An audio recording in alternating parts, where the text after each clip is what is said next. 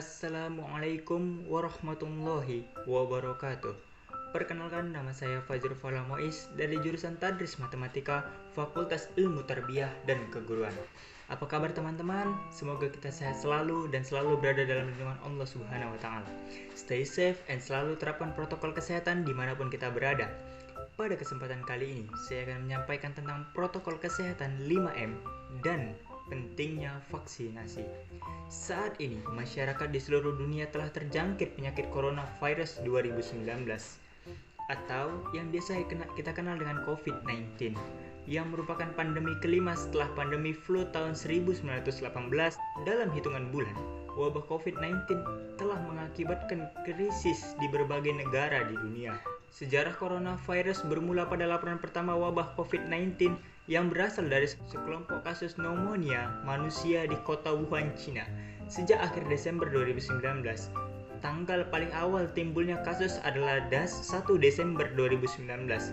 Gejala dari pasien meliputi demam, malaise, batuk kering yang didiagnosis sebagai gejala infeksi virus pneumonia. Pada tanggal 2 Maret 2020, Presiden Joko Widodo menyebutkan ada 2 warga negara Indonesia yang positif terjangkit virus corona. Keduanya merupakan warga Depok, Jawa Barat. Dalam konferensi pers saat itu, hasil penelusuran tim dari Kementerian Kesehatan, 2 orang tersebut terjangkit corona setelah kontak dengan warga Jepang. Setelah dilakukan pengecekan dan pemeriksaan, 2 orang yang kontak dengan warga negara Jepang tersebut dinyatakan positif corona.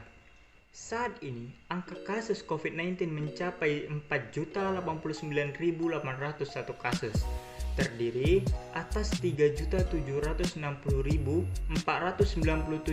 yang dinyatakan sembuh dan 133.023 yang dinyatakan meninggal. Wow, ini merupakan angka yang sungguh fantastis. Untuk itu, marilah kita sama-sama untuk menerapkan protokol kesehatan 5M dan juga marilah kita mengikuti program vaksinasi yang dilakukan oleh pemerintah.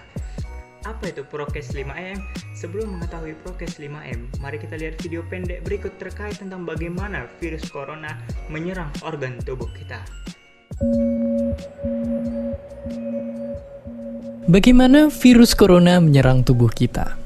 Mungkin itu jadi pertanyaan kita semua. Kita udah tahu gimana virus corona udah menginfeksi 1 juta orang di seluruh dunia sampai saat ini. Tapi yang mungkin belum banyak kita tahu, sebenarnya gimana sih virus ini nyerang tubuh kita? Mengapa infeksi virus ini bisa mematikan? Semua dimulai dari sini. Ketika virus corona masuk ke tubuh kita lewat percikan batuk atau bersin orang yang positif, baik secara langsung atau waktu kita nyentuh benda yang udah terkena percikannya dan gak cuci tangan setelahnya. Kalau udah gitu, si virus masuk lewat saluran pernapasan dan bergerak terus menuju sasaran utamanya, paru-paru. Disinilah virus yang punya 3 bagian utama ini mulai bekerja. Pertama-tama, paku protein corona ini akan nempel di paru-paru dan organ-organ lain yang selnya kaya akan protein ini, protein ACE2. Kalau tubuh kita ibarat rumah dan virus corona itu perampok, ACE2 itu ibarat gagang pintu rumah kita. Begitu udah nempel, perlahan tapi pasti virus ini akan ngedorong masuk ke dalam sel kita. Dan begitu berhasil masuk, barulah aksi sebenarnya dimulai. Di fase ini, tubuh virus corona akan membuka dan sang hacker pun terbebas. Dia akan ngehack inti sel sehat untuk nipu sistem imun tubuh kita biar nggak nyerang virusnya. Dan sekaligus ngebuat inti sel jadi memproduksi cikal bakal virus corona baru. Sel yang udah terinfeksi dan dihack ini selanjutnya akan terprogram untuk bunuh diri dan melepaskan jutaan virus corona yang siap nginfeksi dan ngehack sel-sel sehat lainnya. Ya, awalnya mungkin kita cuma kemasukan virus corona yang jumlahnya dikit, tapi dalam hitungan hari aja udah akan ada jutaan sampai miliaran virus corona baru, bikin paru-paru kita dipenuhi oleh mereka. Tapi ternyata, mimpi buruknya ada setelah ini. Ya, ketika virusnya udah menuhin paru-paru kita, sistem imun kita bakalan ngerespon ibarat polisi dan tentara yang meluncur ke tempat kejadian perkara. Tapi inilah yang bikin ngeri. Di sini, virus corona jadi penipu ulung yang bisa ngakalin sistem imun kita. Mereka bikin sistem imun nyerang membabi buta termasuk nyerang sel-sel sehat kita. Mereka jadi nggak tahu mana kawan, mana lawan, dan perlahan-lahan jadi senjata makan tuan. Buat sebagian besar kasus, kejadian ini emang nggak berlangsung lama. Karena kalau sistem imun kita kuat, mereka pun akan bisa menang dari segala taktik virus corona. Tapi terkadang tubuh kita sedang lemah, dan kalau udah gitu efeknya bisa parah. Kita bisa kena radang paru-paru akibat sel sehat di sini yang udah nggak bisa nahan bakteri pneumonia. Malahan buat kasus yang kritis, bakteri ini nggak berhenti di sana. Mereka bisa masuk ke aliran darah dan akhirnya nyerang seluruh tubuh. Kalau udah begini, bernapas saja bakalan susah banget dan hidup kita ada di tahapan yang sangat kritis.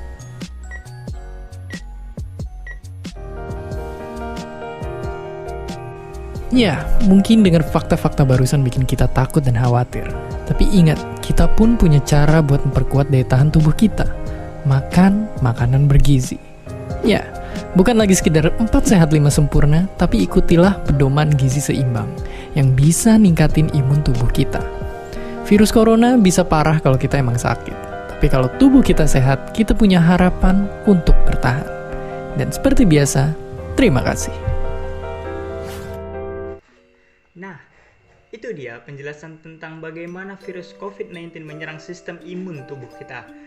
Untuk itu, marilah kita menerapkan prokes 5M. Apa itu prokes 5M? Mari kita lihat penjelasan pada video berikut. Salam. Coronavirus atau yang lebih dikenal dengan COVID-19 adalah virus yang muncul di tahun 2019, lalu menyebar dengan cepat ke seluruh dunia dan menjadi pandemi. Perlu diupayakan langkah sistematis dan tepat untuk menahan laju penyebarannya agar tidak semakin meluas. Salah satunya dengan menerapkan protokol kesehatan secara disiplin oleh semua pihak. So pasti kita semua ingin pandemi ini segera usai kan? Lalu, apakah gerakan 5M itu? 5M adalah gerakan pencegahan COVID-19 yang dicetuskan pada tahun 2020. Berisi 5 hal penting yang wajib diterapkan oleh kita semua. Karena kelima hal itu diawali dengan huruf M, makanya dinamakan 5M. Ayo kita cari tahu. Pertama, memakai masker. Ketika keluar rumah, sebaiknya memakai masker. Tidak hanya asal memakai masker loh ya. Oh, no, tidak. Bukan seperti itu cara memakainya. Pasang masker dengan benar. Eits, nggak gitu juga ya. Nah, gitu, baru cakep. Gunakan masker menutup sebagian wajah kita dari dagu sampai menutup mulut dan hidung. Serta, pastikan tidak ada sela antara wajah dan masker. Kedua, mencuci tangan. Sebelum memakai masker, sebaiknya terlebih dahulu mencuci tangan dengan bersih ya. Bukan mencuci tangan di ember cucian. Cucilah tangan secara merata di seluruh telapak tangan. Pakailah sabun dan cucilah tangan dengan air yang mengalir. Cucilah tangan sesering mungkin ketika hendak melakukan aktivitas apapun dan dimanapun. 3. Menjaga jarak. Karena suatu urusan yang penting, suatu saat kita terpaksa harus keluar rumah. Nah, yang harus diingat jika kita harus bertemu orang lain adalah tetap menjaga jarak minimal 1-2 meter ya. Tapi jangan terlalu jauh juga gitu kali ya. Hehehe. Berikutnya yang keempat, menjauhi kerumunan. Contohnya, jika kita diajak emak-emak tetangga untuk bergosip, sebaiknya ditolak. Karena dikhawatirkan corona akan tersebar saat kita berkerumun. Kan gak asik kalau ngegosip tetangga, udah dosa kena COVID lagi. Astagfirullahaladzim, jangan deh. Dan yang kelima, mari kita membatasi mobilitas dan interaksi. Apabila tidak ada kegiatan penting di luar rumah, maka lebih baik di rumah saja. Atau jika memungkinkan, kegiatan dilakukan secara online untuk mengurangi interaksi dan mobilitas. Untuk itulah dicanangkan gerakan 5M sebagai salah satu upaya strategis untuk meminimalisir penyebaran COVID-19 di Indonesia. Vaksinasi bertujuan untuk memberikan kekebalan spesifik terhadap suatu penyakit tertentu, sehingga jika suatu saat terpapar penyakit tersebut, maka hanya akan mengalami gejala yang ringan. Sebaliknya, apabila tidak melakukan vaksinasi, maka kita tidak akan memiliki kekebalan tubuh yang spesifik terhadap penyakit yang seharusnya dapat dicegah dengan pemberian vaksin tersebut.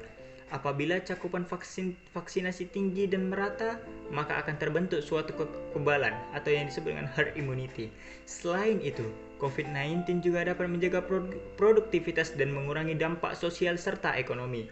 Vaksinasi COVID-19 dilakukan setelah kepastian keamanan dan keampuhannya ada.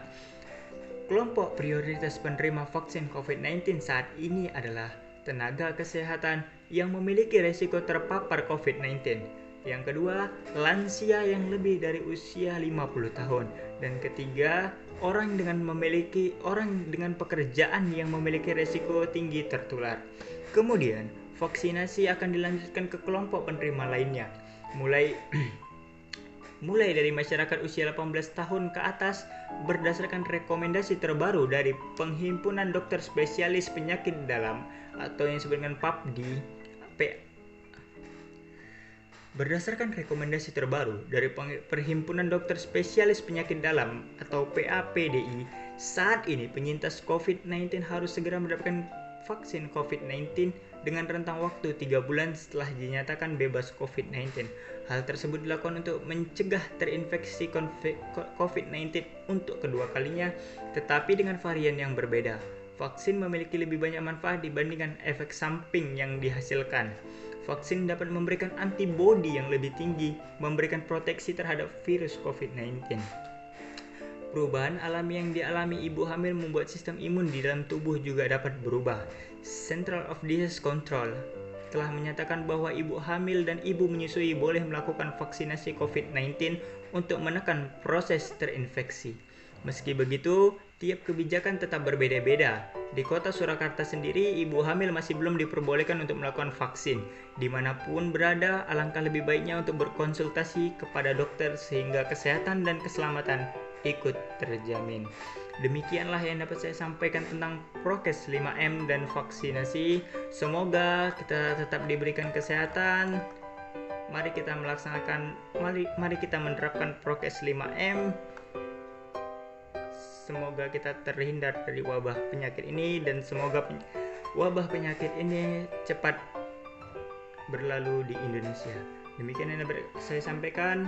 Assalamualaikum warahmatullahi wabarakatuh.